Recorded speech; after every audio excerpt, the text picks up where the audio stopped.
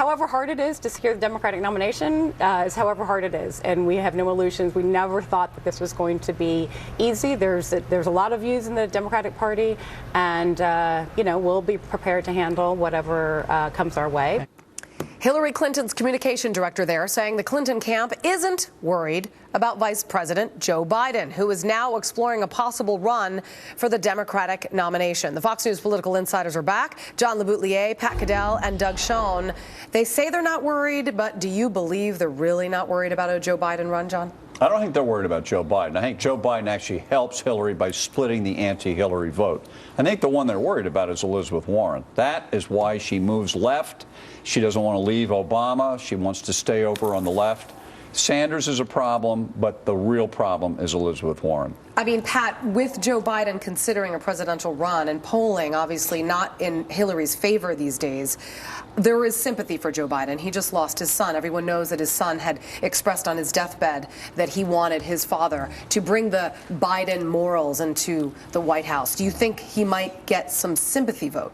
Well, I don't think people get sympathy votes. I think what happened to Joe Biden was people saw him on a stage in a different way than they had ever seen him before. As a and human it shows being. As a human being, but as a father, as someone, I mean, he handled himself, he and his family, in that terrible time extraordinarily well. Tragedy. He showed up as favorables. You know, in the last week's Quinnipiac poll, while Hillary gets the lowest rating she's had in favorability, right, he gets the best numbers he's had.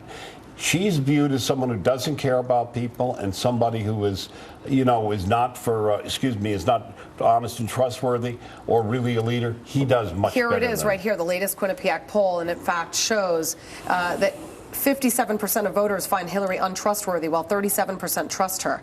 Her private email scandal obviously resonating with voters. And other things, too. It's only a 44-point difference on margin. Hillary had wanted to be effectively anointed the Democratic nominee without any problem. And if Biden gets in, I agree with John, it would probably divide the anti-Hillary vote. I don't think that he's going to be a serious rival to her. But what it will do is create a huge contest. Takes votes away from her. It will, well, it's going to take votes, I think, away from the anti-Hillary camp.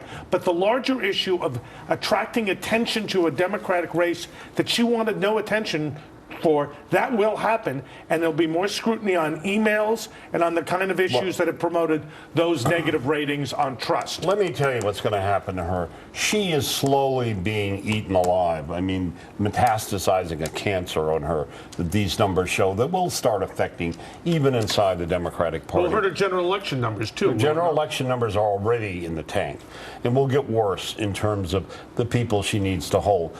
Doug, you said something about what she does. She looks like an annoyed person to me.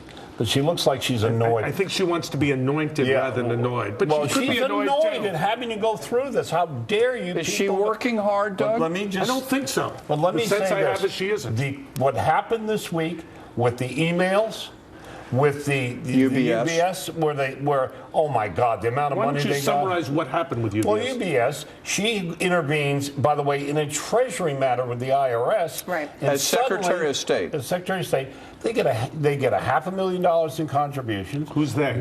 The Clinton Foundation. They also get $37 million in loan guarantees. Right. And Bill Clinton gets $1.3 million in speaking fees. Robert Menendez was indicted for less than that. It is just outrageous that the Justice Department will not do what it needs to do.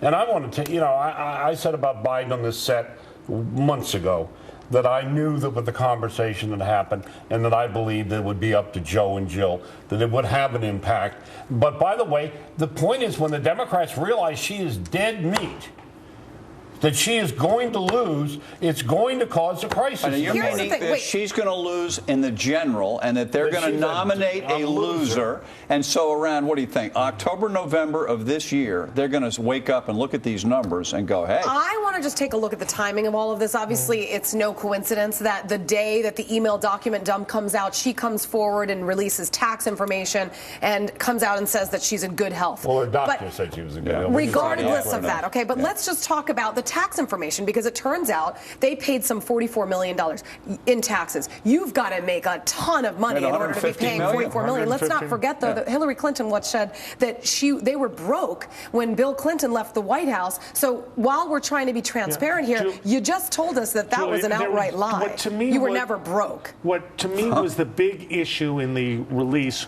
was the amount of money she got and the foundation have gotten from financial services company, which is, after all, the concern the Democratic primary voters have, that she is effectively bought and paid for by the rich and the powerful. Now, I know Hillary Clinton.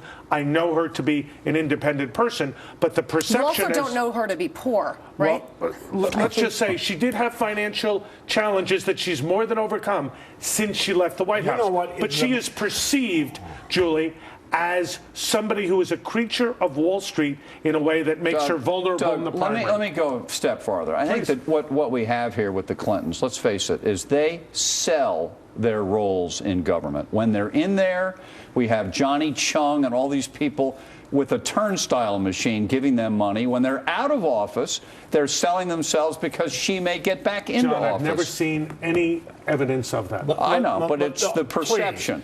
You can follow it all in the money. I'll tell you one thing about that. Then we go to break. Let me tell you something. Mentality never changes. When you've been grubbing for money, you never stop grubbing for money or trading. You guys are being a little harsh to the Oh, I'm so sorry. Oh, are you defending Hillary now, Doug? This is a new hat for you. Well, you know, I try to call them as I see them. That's okay. Well, that's right. what I'm doing. Unfortunately, it gets worse and worse, and you just keep lying and lying. Okay, we are going to be right back. More with the insiders and your tweets coming up next.